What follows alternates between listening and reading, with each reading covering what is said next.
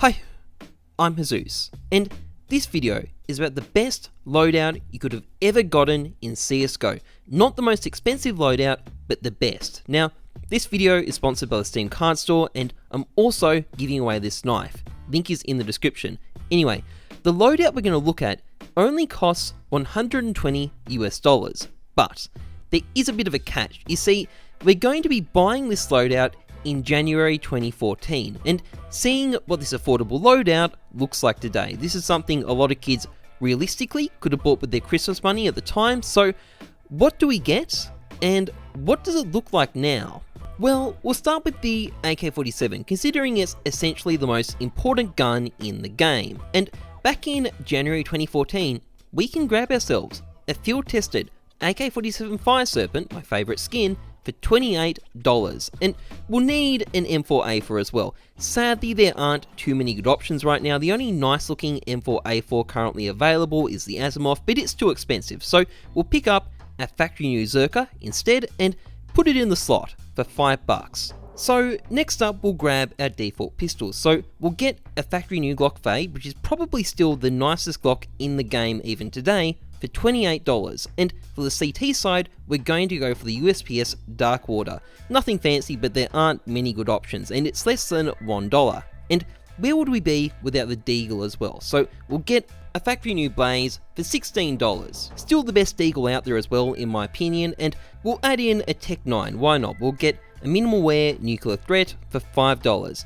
Now, we still haven't gotten an AWP, so we'll need to take care of that, and the options aren't great at this point in the game, but we can get a factory new AWP Boom for $18, and we may as well get a scout skin too. We'll get a minimal wear Blood in the Water for $5, and we'll grab an AUG while we're at it. We'll grab ourselves a factory new AUG Hot Rod for $2, and sure, people will call you AUGtistic for the next 5 years for using this gun, but at least it's cheap and red. And finally, let's get a skin for the Negev as well, a factory new Anodized Navy for $2. And look, sure, back in 2014, it was a joke weapon that you'd only buy when you've got a stupid amount of money, but it was great to rub a bit of extra salt in the wound when you're bodying someone 13-1 at the end of the half. Yeah, there's one, two, a third one picked up. Is it going to be more?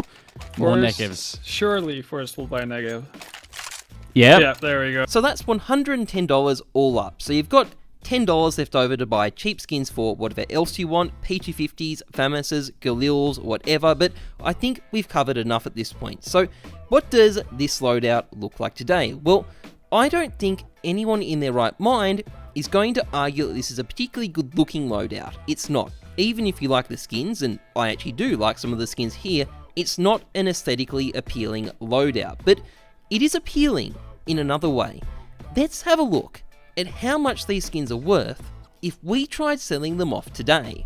Well, the most expensive skin that we've actually got is the Glock Fade. It currently goes for $470 on the Steam community market, so quite a bit. It was a good skin to get, and the Fire Serpent also sells for a pretty chunk of change, $260. It's good to see my favourite skin doing so well, and the Blaze is looking pretty hot too. This thing is worth $155, and the next most expensive skin after that is actually the AUG Hot Rod at $145. These things are used in trade-ups to get fades, if you're wondering why, and the AWP Boom is close behind it. It's worth $135, which is not bad either. Now, that Anodized Navy has also gone up a heap. It's now $90, another trade-up input for the Glock Fade, if you're wondering, and after that, we've got the Blood in the Water at $34, the Minimal Wear Nuclear Threat for $20, the USPS Darkwater for $13, and the factory new Zerka for $12.50. Now, we do need to factor in Steam tax, and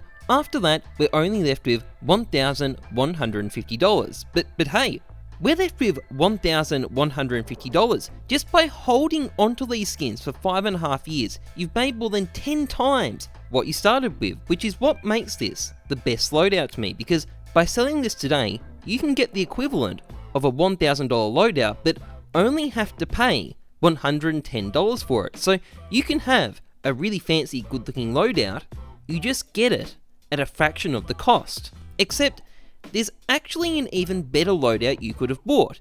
just buy a factory new HAL from back before they were made contraband. So let's say in June 2014 when they were about $50. Now you can spend the remaining $70 on whatever else you want, or even spend it on crack instead. It literally doesn't matter, because this is the M4A4 HAL show, and today that factory new HAL is worth about $1,600. Just by holding this thing for 5 years, you could have easily made 30 times your money. But our solo factory new HAL isn't actually even the best loadout you could have gotten either. The best loadout you could have gotten would have been to buy some skins with Cato 14 holos back when those stickers were first released in early 2014. So let's say you do some crafting and you craft the following skins. You craft this AK Redline, and you also craft this AWP Redline, and you craft an X-Ray with a couple of Titan holos, and you craft a Glock Dragon Tattoo with an Ibo Power holo, and a USPS Dark Water with a Titan holo. Now, it's hard to put an exact price on all of this at the time, but it's certainly doable with $120. The holos were only a couple of dollars a pop when they were first released, and I'm not joking about that either. During the major sale, you could literally get these things for a couple of dollars each, and I'm no Cato expert. I can't give you an exact value on what these skins are worth at the moment, but I can tell you that this AK recently sold for $6,300 cash, as I understand it. And we could probably push things even further. So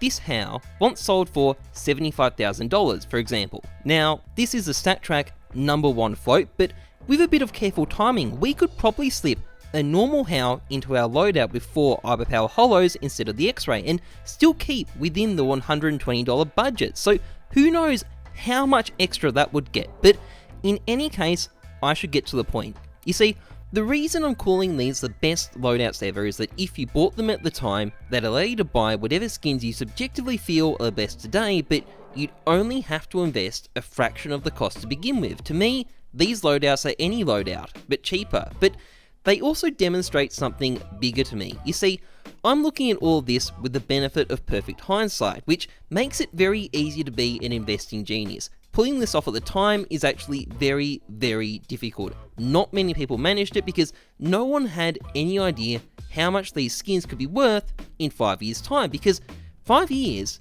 is a very long time in gaming. If we look at PUBG, a game where we have good player stats, you can see that after less than 2 years, the game has essentially had its time. While as Counter-Strike, a game that's 7 years old, is essentially doing as well as it ever has, and the fact that after 5 years people are willing to spend what are essentially record sums on a lot of these older items is a real testimony to that. Not many games can keep their players so heavily invested, in a very literal sense, for so long, and one day this will end. It has to end, but that day is nowhere in view at the moment, and that in and of itself is something pretty remarkable.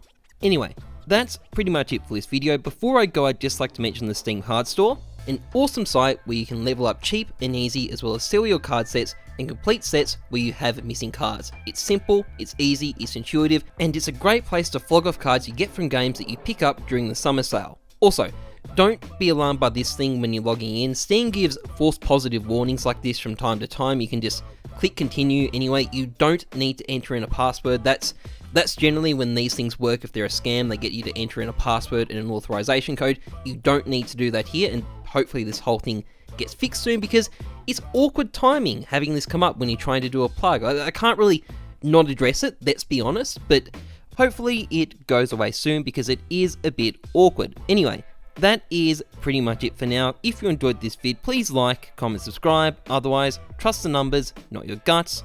I'm Jesus. Thanks for watching. See ya.